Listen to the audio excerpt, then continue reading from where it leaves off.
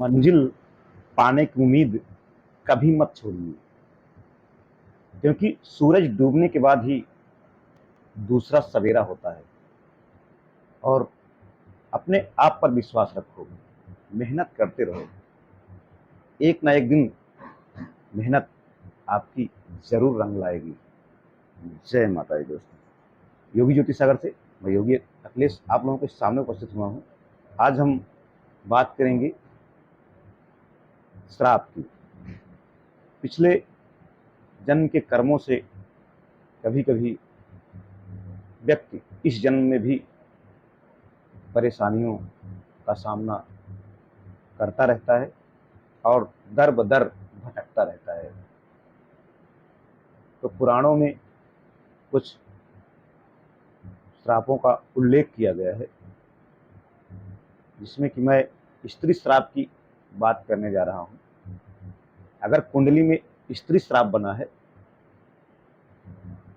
तो हर कार्य में दिक्कत की संभावना बनी रहती है और कोई भी कार्य करते हैं उसमें असफलता मिलती रहती है और संतानहीनता का भी शिकार जातक हो जाता है। तो दोस्तों, स्त्री श्राप बहुत बड़ा श्राप माना गया है, जो कि पत्नी या प्रेमिका से मिलता है किसी जन्म का, और उनकी आह से जो है इस जन्म में भी व्यक्ति जातक परेशान हमेशा रहता है। तो दोस्तों, शास्त्रों पुराणों में नारी को गृह लक्ष्मी के रूप में चित्रित किया गया है और नारी किसी भी रूप में पूजनीय होती है। इसलिए हमें नारी का सम्मान हमेशा करना चाहिए, जो कि किसी जन्म में हम ऐसा कार्य कर बैठते हैं जो कि पत्नी या प्रेमिका के साथ धोखा करते हैं और वही धोखा उनकी आह बनकर हमारे जीवन में जहर घोल देता है और इस जन्म में हम उससे छुटकारा नहीं पाते हैं। अगर कुंडली में, किसी की भी कुंडली में सूरज, चंद्र, राहु ये सप्तम भाव में आते हैं, कोई एक भी, या सूरज आए या चंद्र आए या राहु, तो स्त्री श्राप का दोष बनता है। और शुक्र सप्तम भाव में पीड़ित हो या किसी पाप ग्रह से युक्त हो, क्योंकि सप्तम भाव के कारक शुक्र हैं, और वो किसी पाप ग्रह से युक्त हो तो भी स्त्री श्राप बनता है। तो दोस्तों, अगर सप्तमेश 8वें भाव में आ जाए और कर्मेश 5वें भाव में आ जाए और शुक्र किसी पाप ग्रह से युक्त हो तो भी स्त्री श्राप बनता है।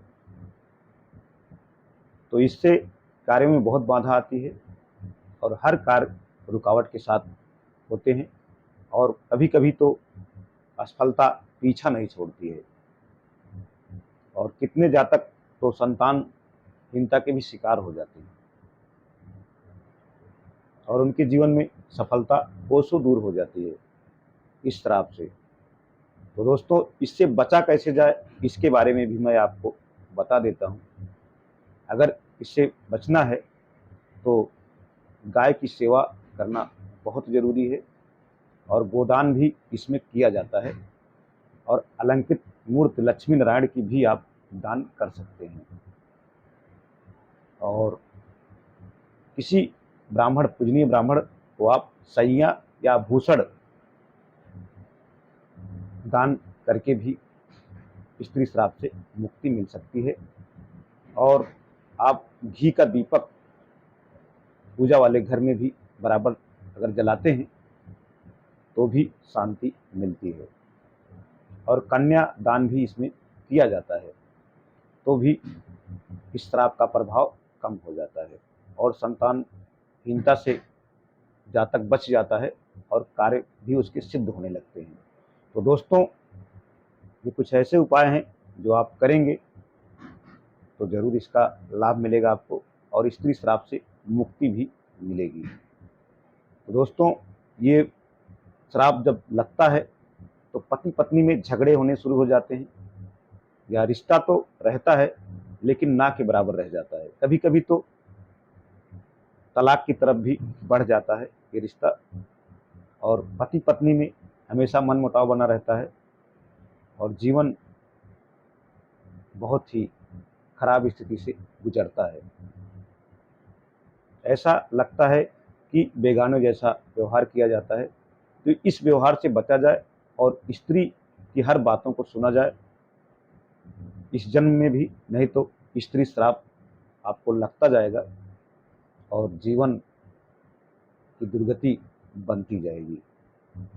तो दोस्तों, इस जन्म में भी आप सावधान रहें, और जो भी हमने उपाय बताए हैं अगर आप करेंगे तो ज़रूर आपको लाभ होगा और इस श्राप का प्रभाव भी कम होगा। गृह कलह से भी बच सकते हैं, संतानहीनता से भी बचा जा सकता है और कार्य भी सिद्ध होने लगेंगे।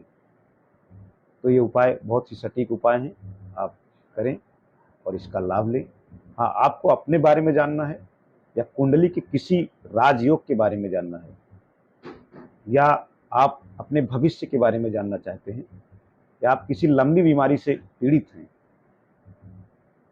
या आप विदेश गमन के बारे में जानना चाहते हैं, शादी के बारे में जानना चाहते हैं, ध्यान के बारे में जानना चाहते हैं, योगा के बारे में जानना चाहते हैं, तो आपको योगी ज्योतिष सागर से संपर्क करके जान लेना चाहिए और इसका सटीक उपाय आपको मिलेगा।